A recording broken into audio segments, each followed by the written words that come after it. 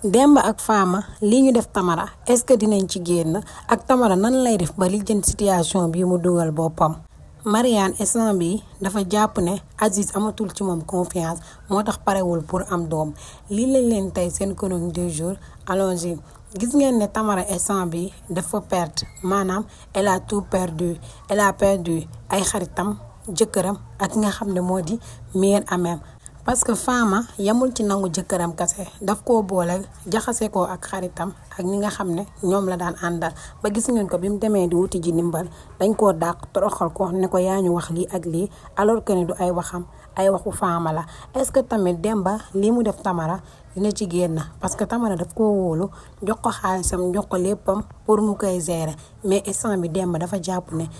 na fu dëgër loolu moo tax mu war Tamara dañ takk ki nga xam ne Fama parce que au début Fama ak ki nga xam ne mooy Demba dañ doon génn lii yëpp coup monté la maanaam dañ koo waajal def ko coup monté ci kaw Tamara en plus kayitu kër gi mi ngi ci loxo Demba mais est-ce que falsifié gun na ko def ci turam parce que loolu moom c'est impossible mais bu ko defee dina ko mën a récupérer mais Tamara situation yi mu dugal boppam nan lay def pour génn ci. dafay dem wuti ci avocat wala day bàyyi mu seet te bàyyi mu seet sax mënta nekk mais est-ce que tamit buy wuti ci avocat du dal ci Abdou Aziz Ndiaye jaar fa gisaale Mariama noonu la gisee sama gis-gis bu dee noonu la ngeen def fii bu dee non tamit ngeen def non. Mariane est-ce que li mu bëgg a def Abdou Aziz Ndiaye dina ko ci bàyyi en plus bu ko yëgee est-ce que tamit du gën a ñàkk ci moom confiance parce que Mariane instant bi parewul pour am doom ndax dafa jàpp ne Abdou Aziz Ndiaye bii nii actuellement muy gis moo nekk Abdou Aziz Ndiaye avant te fekk na lim xalaat